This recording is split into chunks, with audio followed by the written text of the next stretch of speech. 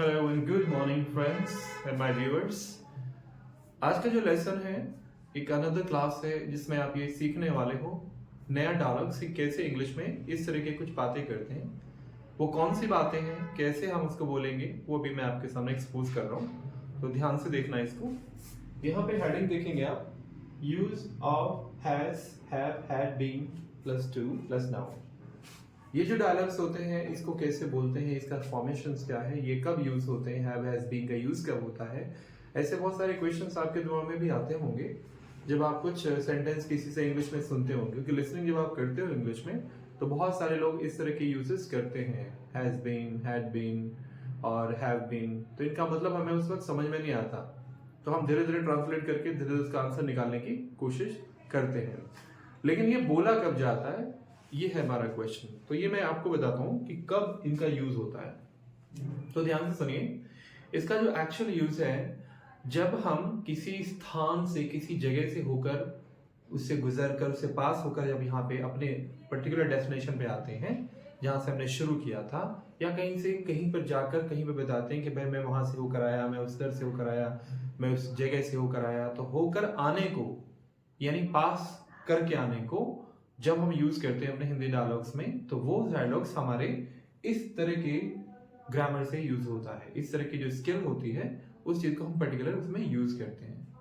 अब सवाल आता है इसे यूज कैसे करें, इसके डायलॉग्स कौन से होते हैं, इसे हम हिंदी में कैसे एक्सप्रेस करते हैं जो हमें इंग्लिश में नहीं आते। तो वो दोनों मैं आपको अभी एक्सप्लोर करने वाला हूँ इसमें, मेरी इस पर्टिकुलर वीडियोज में। तो कीप वॉचिंग, देखते रहें और उसमें कनेक्ट रहना और बने रहना, क्योंकि स्किप करोगे समझ में नहीं आएगा। तो ध्यान से पूरा जो है एपिसोड ऑफ लर्निंग इसे जरूर देखें। तो मैं आपके सामने कुछ एग्जांपल लिखता हूँ, फिर आपको समझ में आएगा कि कैसे इसको यूज करते हैं। ठीक है, सो एग्जांपल समझते हैं कि कैसे इसको सेंटेंस है। तो पहले मैं यहाँ पे कुछ लिख देता हूँ, एग्जाम्पल्स। जैसे हिंदी में लिख के पहले बोलता हूँ, वह बाजार होकर आया है।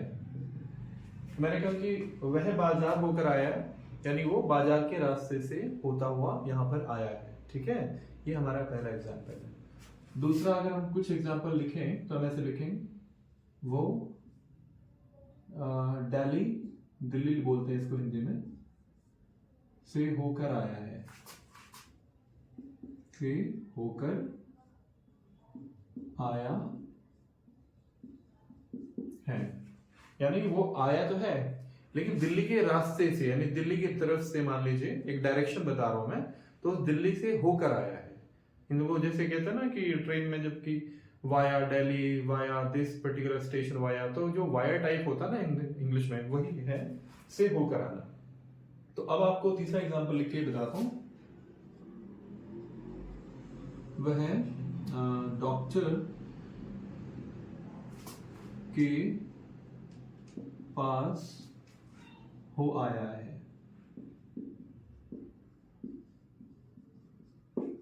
यानी वो डॉक्टर के पास गया, डॉक्टर के पास से होकर आ रहा है या आया है। तो इस तरह के जो सेंटेंसेस हम लोग बोलते हैं तो किसी के थ्रू, पास थ्रू होकर आते हैं, तो वो हमारा सेंटेंस हमारे हिंदी बोलने में काफी हेल्पफुल होता है। बट इंग्लिश में हम उसको बोलने में समझ नहीं पाते कि क्या स्किल और ग्रामर हम यूज करें। तो मैंने कुछ इस तरह से सेंटेंस लिखे, इसे मैं आपको अभी भी बना के बताऊंगा। मैं पहले कुछ और एग्जांपल्स लिख लेता हूं तो आप तैयार रहेंगे।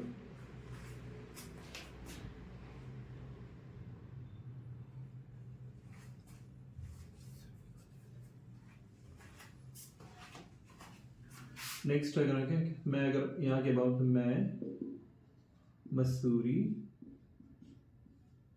की वादियों से होकर आया हूं, यानी मैं मसूरी गया और मैंने वादियों में खूब घूमते लगाए, खूब एंजॉय किया और वहां से होते हुए मैं यहाँ आया हूँ। एग्जाम्पल इसे बनाते हैं और इसको सीखते हैं कि इंग्लिश में से कैसे बोलेंगे। वह बाजार होकर आया है, तो सबसे पहले सब्जेक्ट आ जाएगा हमारा, यानी ही, करेक्ट। और ही के हिसाब से हम हैव और हैज यूज करते हैं। जैसे सिंगुलर हैज और प्लूरल हैव के लिए होगा, तो हमारा ये सिंगुलर है, तो ही के साथ हम हैज को पुट ऑन करेंगे, ही हैज, राइट। उसके बाद हमारा आता है बीन, होने के लिए हम बी लगाते तो वो की थर्ड फॉर्म लगेगी, क्योंकि हैज के बाद क्रिया की थर्ड फॉर्म लगती है, ही हैज बीन, राइट। यहां तक किया, फिर टू आ जाएगा, टू। और नाउन का मतलब वो जो जगह है, वो जो प्लेस है, आप तो नाउन जानते ही हैं, तो उसकी डेफिनेशन होता है नाउन का जो place, names and all.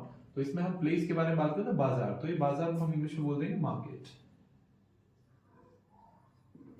Alright, तो he has been to market. तो इतना सिंपल सेंटेंस हम आराम से बोल सकते हैं। अब आप कभी भी कहीं से वो कराते हैं या किसी और के लिए बोलते हैं, आई, वी, यू, दे, किसी के लिए भी, मम्मी पापा, भाई बहन, दादा दादी, तो उन सब के लिए आप हैज, हैव के हिसाब से यूज कीजिएगा, been to particular that place.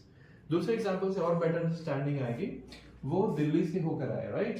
तो हम इसे बोलेंगे ही, और ये सिंगुलर है तो हैज लगाना है आपको, हैज, और फिर हो कराने के लिए हम बी की थर्ड फॉर्म लगाएंगे,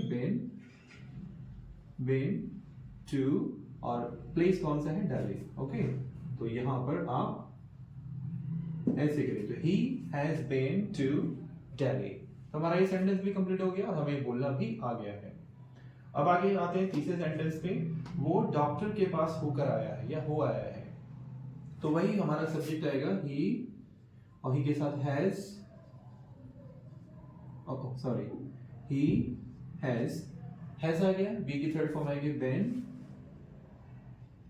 टू डॉक्टर, तो he has been to doctor, okay. तो इस तरह से आप जब भी अपने आप को किसी भी जगह से प्रेस करते हैं, तो हम आपको बी की थर्ड फॉर्म बीन का यूज करना है, टू लगाना है, उस प्लेस का नाम बोल देना है। तो he has been to that place, she has been to that place. यार एक से ज्यादा हो जाए अगर कि वो सब डॉक्टर के पास से होकर आए या वो सब दिल्ली से होकर आए, तो वो दे आ जाएगा, दे के साथ लगाएंगे have, they have been to Delhi, okay. फिर आगे बढ़ते हैं नेक्स्ट एग्जांपल्स की तरफ।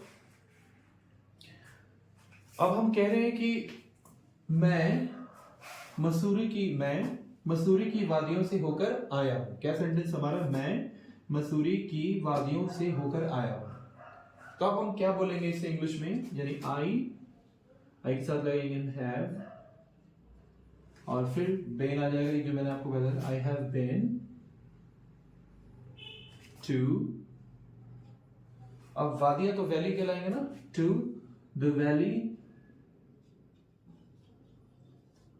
of Missouri.